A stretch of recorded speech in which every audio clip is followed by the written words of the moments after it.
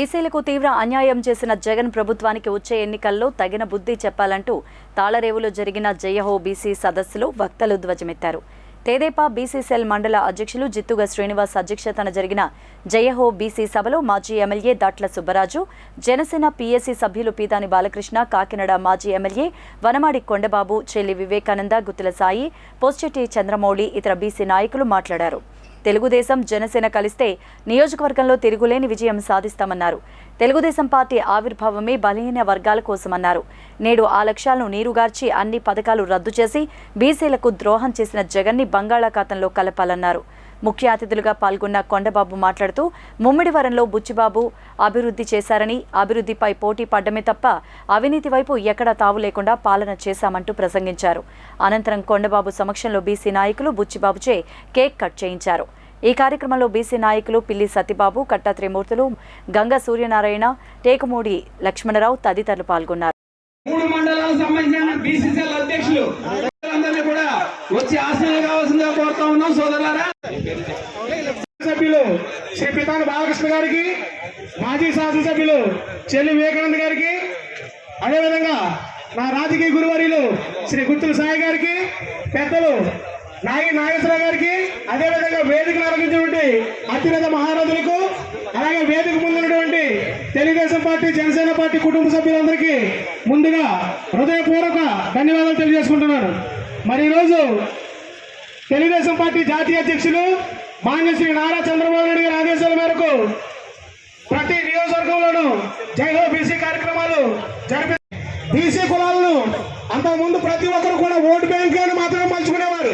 ఎవరు కూడా ఒక స్థానం అనేది గుర్తింపు అనేది ఇచ్చేవారు కాదు.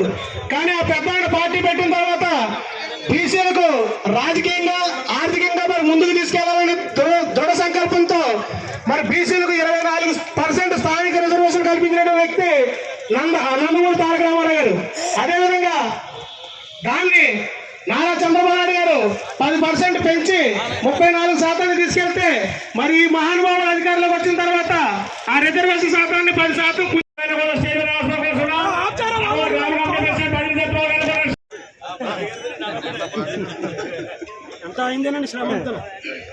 చంద్రబాబు గారు కూడా వారు పుస్తకాలతో వారిని సత్కరించవలసిందిగా కోరుతా ఉన్నాం. సోదరులారా, దయచేసి అందరూ ఒక్క 2 నిమిషాలు వెయిట్ చేయవలసిందిగా కోరుతా ఉన్నాం.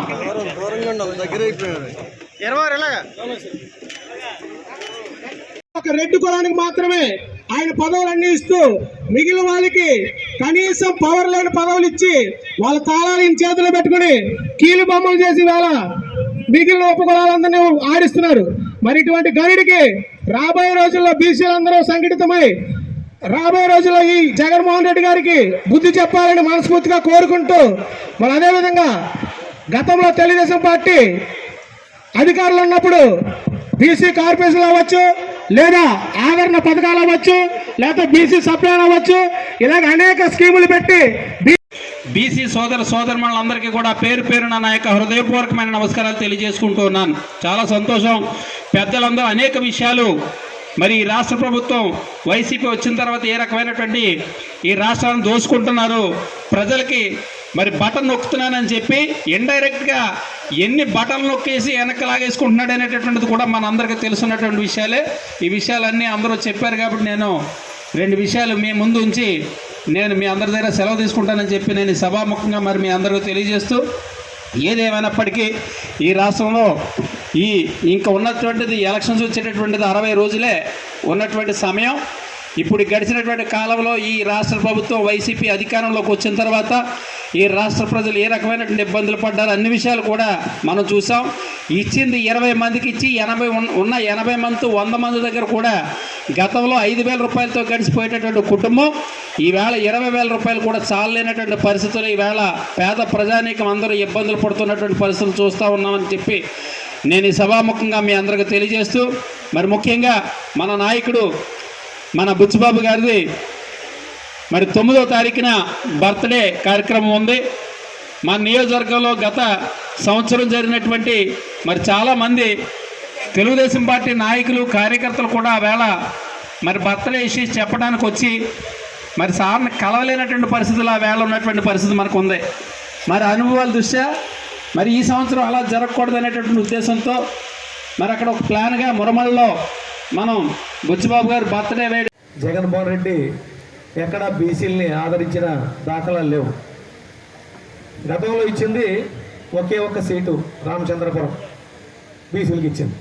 అలాగే మరి మత్స్యకారులకు కూడా ఇచ్చింది ఒకే ఒక్క సీటు ముమ్మడివారం. ఈ రోజున బీసీలు కాడికి వచ్చేసరికి దొంగ ప్రేమ, మరి కపట ప్రేమ ఇవాళ జగన్మోహన్ రెడ్డికి వచ్చింది. ఎందుకంటే ఇంకెలాగా ఓడిపోతాం కదా, ఆ ఓడిపోయి సీట్లు బీసీలకు పడైతే బాగుంటుంది, ఆ కులాన్ని కొత్తగా పూర్తిగా ఓట్లు వేసుకోవచ్చు అని ఒక దుర్బుద్ధి ఏదైతే ఉందో జగన్మోహన్ రెడ్డికి ఈ వేదికగా నీ ప్రయత్నం ఏదైతే ఉందో అది ఫలించదని, అలాగే ఆ పోటీ చేసే ఎంపీ సోదరులు కానీ ఎమ్మెల్యే సోదరులు కానీ మీకు విన్నవిస్తున్నాను, మీరు అనవసరంగా వృధాకి ప్రయాసకు పోయి మీ ధనాన్ని వెచ్చించుకొని మీరు తోడైపోవద్దని, ఆర్థికంగా మీరు సిదిగిపోవద్దని, ఖచ్చితంగా మరి ఆ పరిస్థితుల్లోనే మీకు ఇచ్చాడు. ఖచ్చితంగా మీరు దాన్ని దృష్టిలో పెట్టుకొని ఎదరికెళ్ళాలని, అలాగే ముఖ్యంగా మన నియోజకవర్గానికి వచ్చేసరికి అత్యధికంగా మత్స్యకార సోదరులు, బీసీ సోదరులు, మరి ఎస్సీ సోదరులు, మన బీసీ సామాజిక ఏర్పాటు చేశారు. వాళ్ళందరికీ కూడా ప్రత్యేకమైన అభినందనలు. మరి ప్రధానంగా ఈ జేహో బీసీ అనే కార్యక్రమం ఈ జగన్మోహన్ రెడ్డి వచ్చిన తర్వాత బీసీలు అధికార ధ్యేయంగా ఉంది. బీసీలకు తీవ్రమైన అన్యాయం చేశారు. ఇవన్నీ కూడా ప్రతి గ్రామానికి కూడా ఈ సభల ద్వారా తెలియజేయాలనే ఉద్దేశంతో ప్రతి రాష్ట్రంలో ప్రతి ఒక్క మండలంలో మరి 75,000 కోట్లు బీసీ సప్లాన్ రుణాలు, బీసీ కార్పొరేషన్ రుణాలు దారి మళ్లించాడు.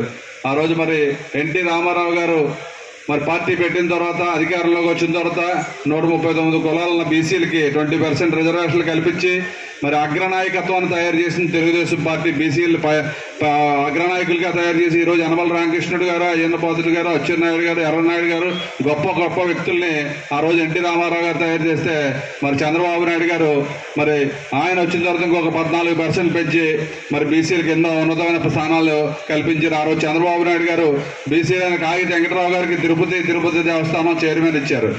మరి అదేవిధంగా చంద్రబాబు కృష్ణమూర్తి గారికి చైర్మన్ ఇచ్చారు. అదేవిధంగా పుట్ట సుధాకర్ యాదవ్ గారికి బీసీ అయినటువంటి వారికి తిరుమల దేవస్థానం చైర్మన్ ఇచ్చారు. ఈ జగన్మోహన్ రెడ్డి ఏం చేశాడు? నా బీసీలు అన్నాడు. మాయ మాటలు చెప్పి ఒకరు కూడా రెడ్లింగ్ తప్ప ఎవరికి కూడా పదవులు ఇవ్వలేదు. మంత్రులు కూడా కులవారీగా మంత్రులు ఇచ్చాడు తప్ప పవర్ మంత్రి పదవులు తప్ప వాళ్ళ దగ్గర పవర్ లేదు. ఎందుకంటే జగన్మోహన్ రెడ్డి ఒకసారి ఆడు గుమ్మంలోంచి మళ్ళీ బయటకు వస్తే మంత్రి అయినా సరే, ఎమ్మెల్యే అయినా సరే మళ్ళీ 4 రోజుల దాకా అపాయింట్మెంట్ లేని పరిస్థితి రాష్ట్రంలో ఉంది.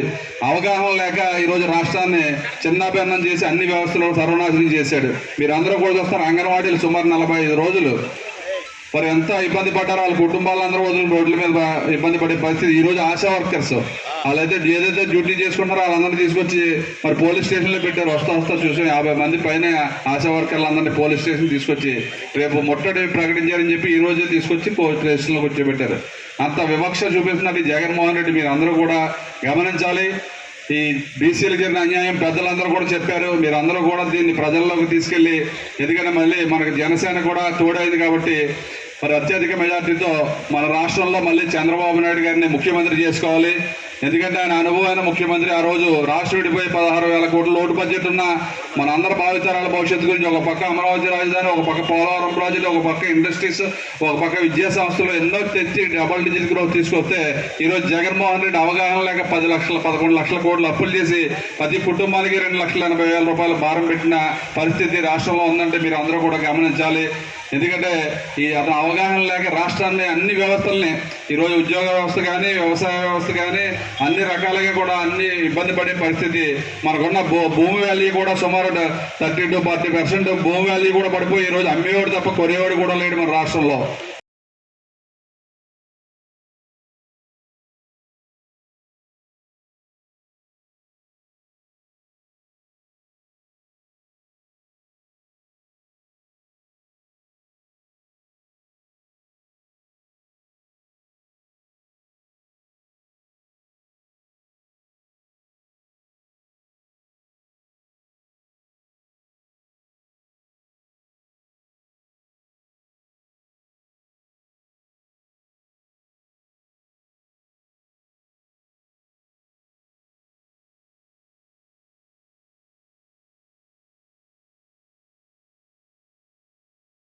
ఒక డైరెక్టర్గా ఏర్పాటు చేసి వారందరికీ కూడా స్మాల్ స్కేల్ ఇండస్ట్రీస్ ఏదో చిన్న చిన్నగా ఇస్తూ మంచి రుణం ఇస్తూ రాయితీలు ఇస్తూ పనిచేసేవారు.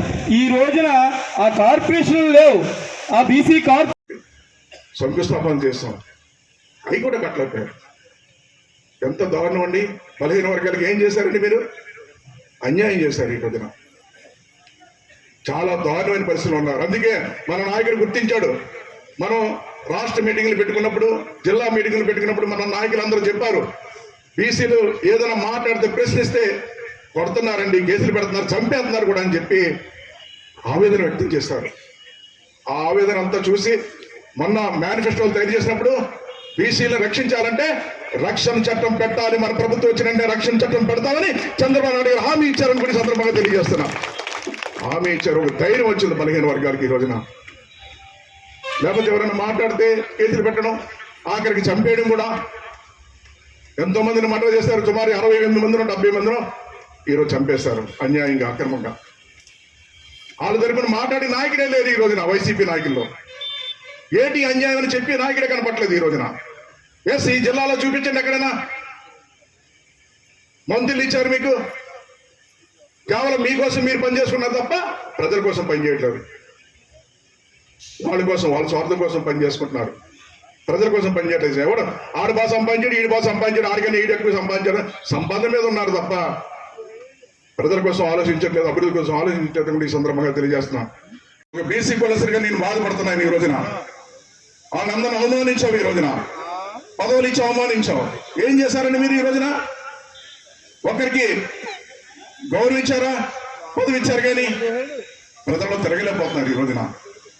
అదే కార్యకర్తల దగ్గర తిరగలేకపోతున్నారు. వాళ్ళు బాధపడుతున్నారు ఈ రోజున. పదవులు ఇచ్చాడు తప్ప పెత్తనం అంతా వేరేవాడికి ఇచ్చాడు, మా పెత్తనం అంతా అని చెప్పి బాధపడుతున్నారని కూడా ఈ సందర్భంగా తెలియజేస్తున్నాం.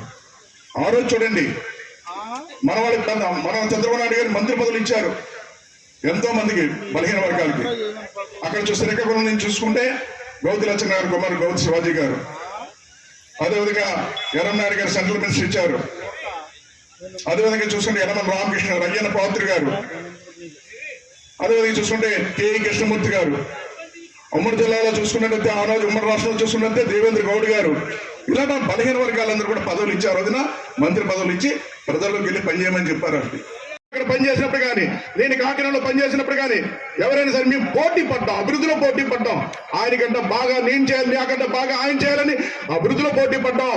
అవినీతికి పాల్పడలేదు, ఇది గర్వంగా చెప్తున్నాను కూడా సందర్భంగా తెలియజేస్తున్నాం. అభివృద్ధిలో పోటీ పడ్డాం, అందుకే అంత అభివృద్ధి చేయగలిగాము ఆనాడు. ఏదండి అభివృద్ధి? ఏదండి? ఉదాహరణ మీరు తీసుకోండి, ఈ రోడ్డు ఉదయండి మా కాకినాడ నుంచి మీరు సావనగూడ నుంచి అలా రాజారావు రోడ్డు రాజమండ్రి వెళ్ళండి ఒకసారి. ఎంత దారుణం అండి రోడ్డు. వెళ్ళలేకపోతున్నాడు ప్రయాణం. ఒక ప్రధానమైన రోడ్డు వెళ్ళలేకపోతున్నారు. అంటే ఉదాహరణ చెప్తున్నాను, నాకు ఎన్నో ఉన్నాయి. మరి కేక్ కట్ చేయించడం జరుగుతుంది. ఆయనకి జన్మదిన శుభాకాంక్షలు. 11 మరి చివరి రోజు అయినటువంటి 4వ సభ, మరి అత్యున్నతమైనటువంటి మరి అందరూ 17 పంచాయతీల నుంచి కూడా మరి మన నాయకులు, కార్యకర్తలు అందరూ కూడా గ్రామాల్లో మీ అందరి దగ్గర సెలవు తీసుకుంటా ఉన్నాం. ఈ సభని ఎంతటితో స్వస్తి పలుకుతూ ఉన్నాం. జై హింద్, జై చంద్రబాబు.